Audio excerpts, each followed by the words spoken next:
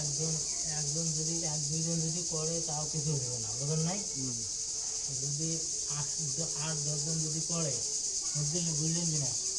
8-10 জনে করার পরে যদি আবার ফিরে মনে করেন এই যে এই অত্যাচার করে, কামড়াকামড়ি করে, এটা কি রাখবে?